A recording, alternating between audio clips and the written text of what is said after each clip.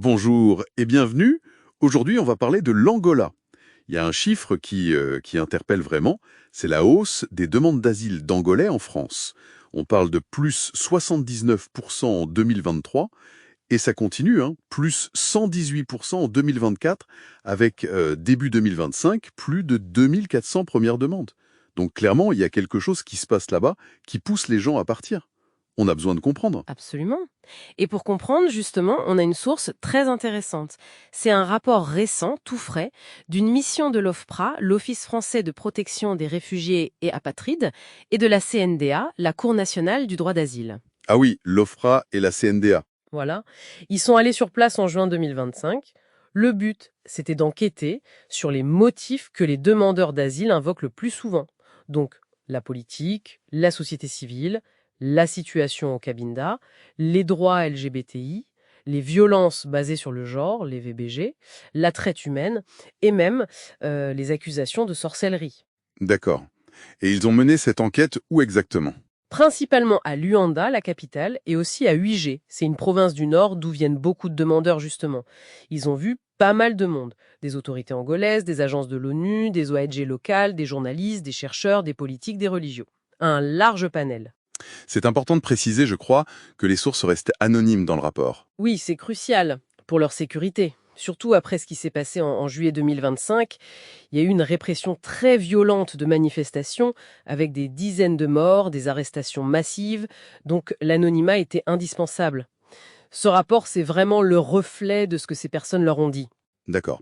Donc notre objectif aujourd'hui, c'est de décortiquer ce rapport, d'en sortir les points clés, les pépites si on veut, pour y voir plus clair sur la situation en Angola. C'est exactement ça. On va essayer de synthétiser les informations essentielles de ce document assez dense. Parfait. Alors allons-y. Commençons par le premier gros thème, l'accès au droit. Le rapport dépeint un tableau assez contrasté, non? Oui, c'est le moins qu'on puisse dire. D'un côté, l'État affiche des initiatives. Par exemple, à Ouiger, ils ont mis en place des comités des droits humains qui essayent de lutter contre les accusations de sorcellerie. Ça, c'est positif. Mais en même temps, les inégalités sont criantes.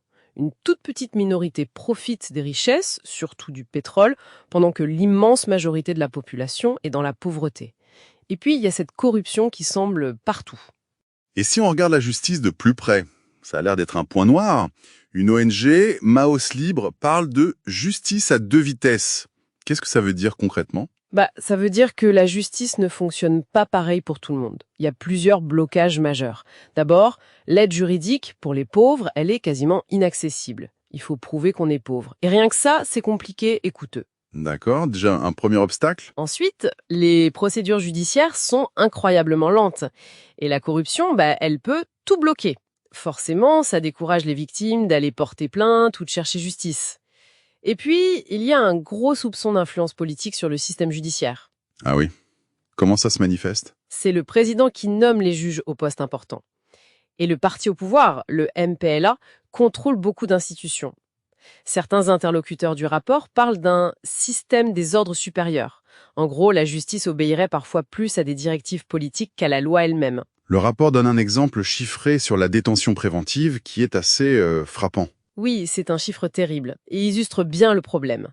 Dans certaines prisons, le rapport dit que sur 4000 détenus, il y en a seulement 500 qui purgent une peine, qui ont été condamnés. Et les autres? Les 3500 autres, ils attendent leur procès, parfois depuis 10 ans. Imaginez 10 ans en prison sans jugement. C'est énorme. Et évidemment, si vous êtes loin de Luanda, en zone rurale, c'est encore plus dur d'avoir accès à un avocat ou à un juge. Dans ce paysage, il y a une figure locale importante, le Soba. Son rôle est décrit comme ambivalent. Oui, le Soba, c'est le chef traditionnel. C'est souvent la première personne vers qui on se tourne pour régler un conflit. C'est un relais de l'administration, il maintient un peu l'ordre local. Le rapport donne même un exemple positif, un Soba à Uige qui a protégé une jeune fille accusée de sorcellerie contre une foule en colère, c'est courageux. Mais il y a un mais. Oui, il y a un mais.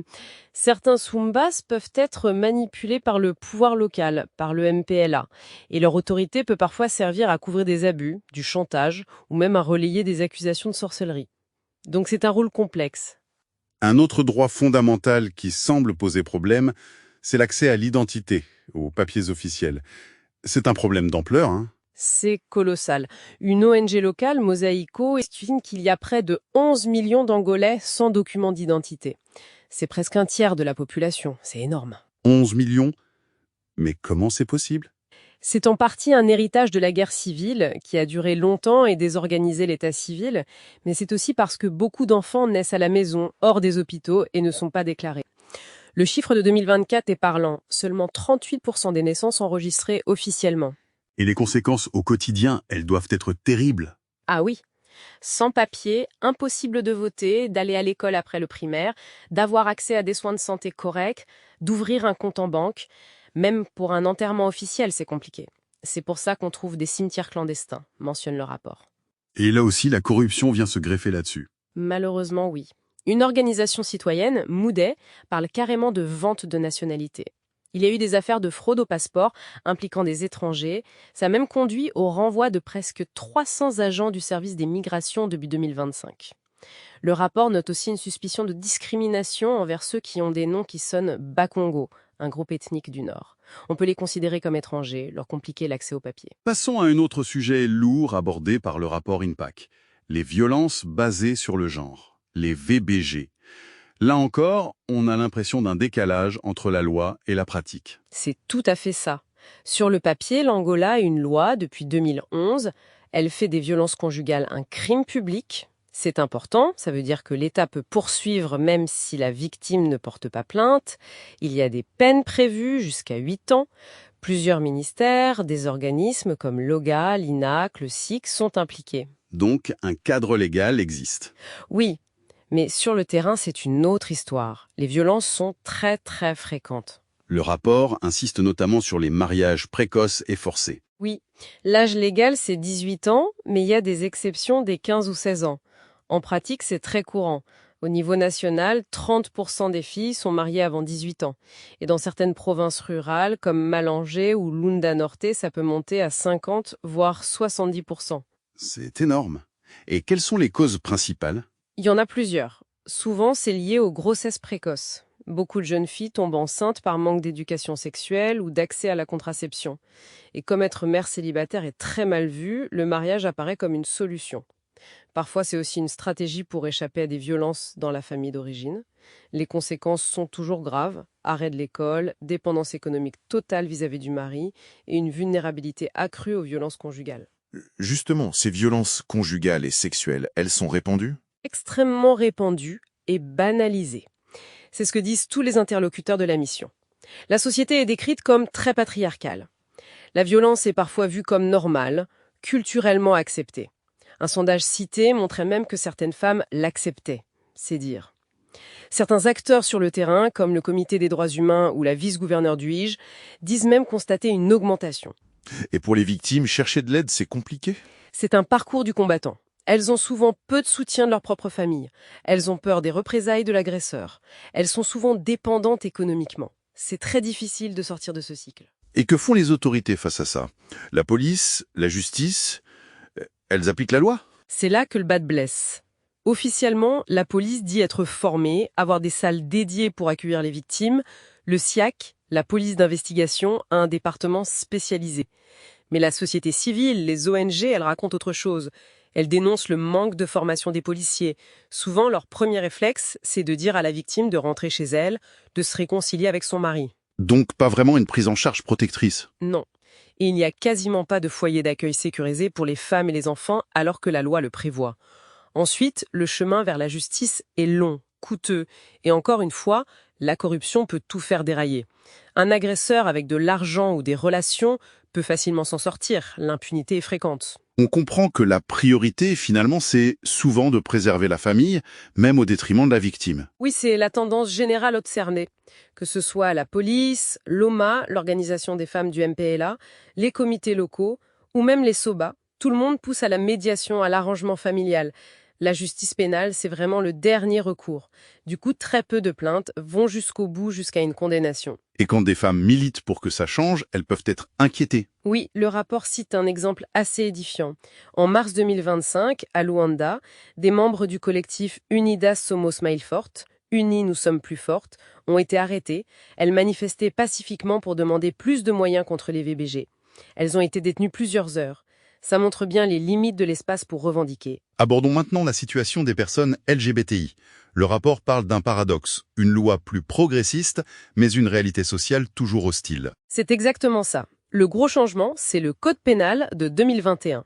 Il a dépénalisé l'homosexualité, ce qui n'était pas le cas avant, et surtout, il interdit explicitement la discrimination basée sur l'orientation sexuelle.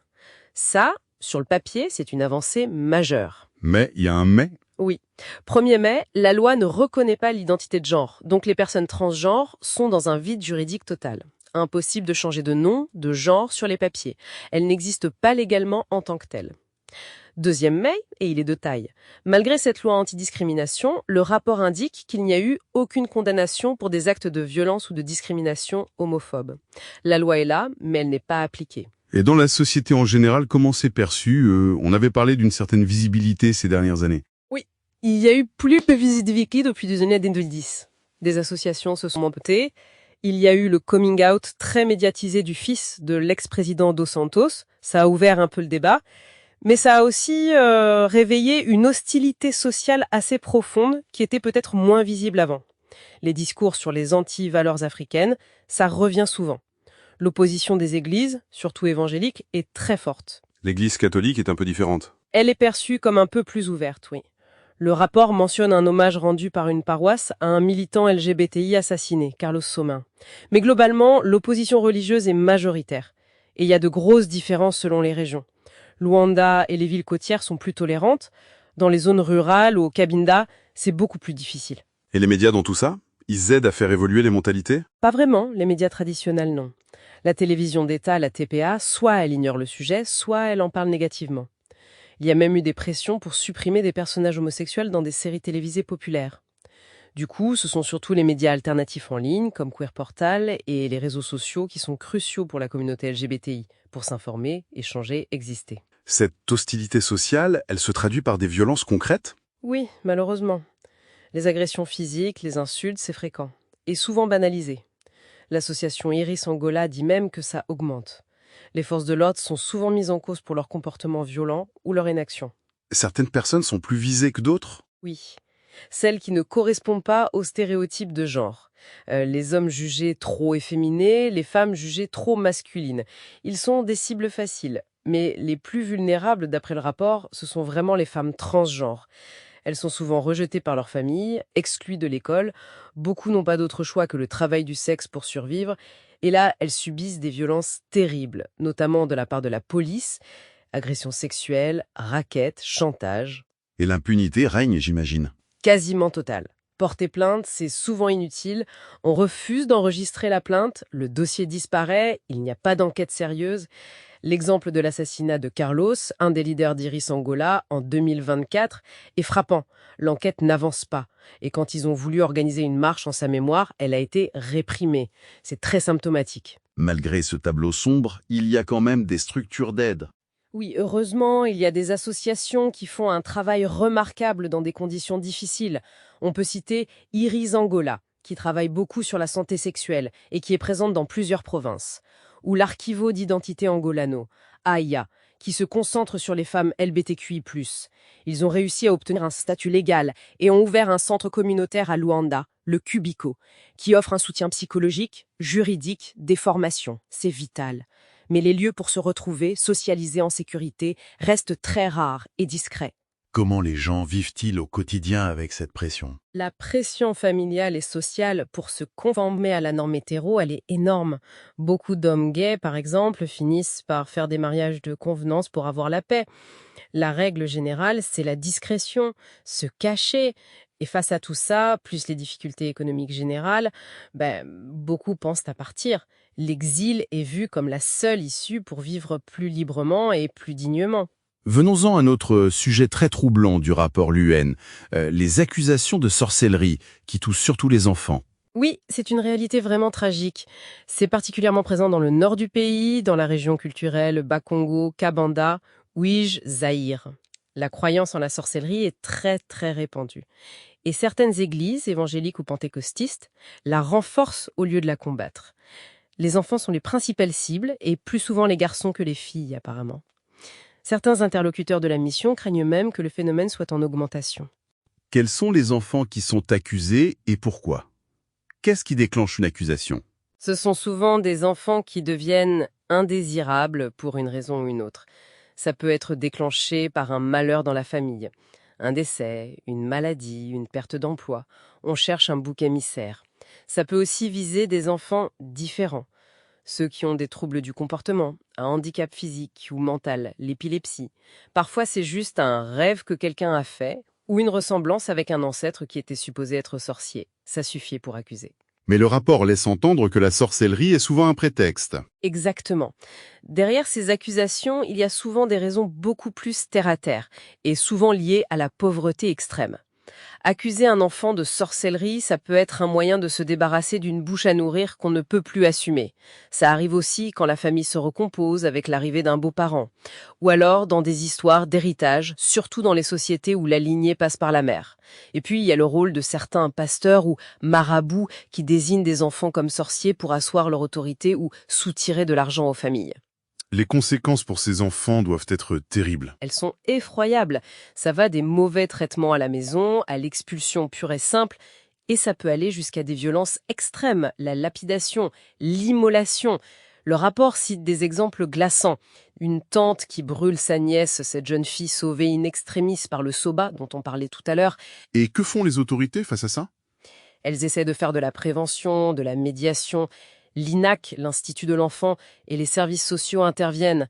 Les tribunaux traditionnels, dirigés par les SOBA avec des sages, jouent aussi un rôle, mais leur efficacité est discutée. Certains sont jugés corrompus ou incompétents pour gérer ces affaires complexes. Est-ce qu'il y a des structures d'accueil pour ces enfants rejetés? Il en existe quelques-unes, souvent gérées par l'Église catholique. Mais les moyens manquent cruellement. La mission de l'OFPR-CNDA a visité un centre à Huige, et les conditions étaient déplorables.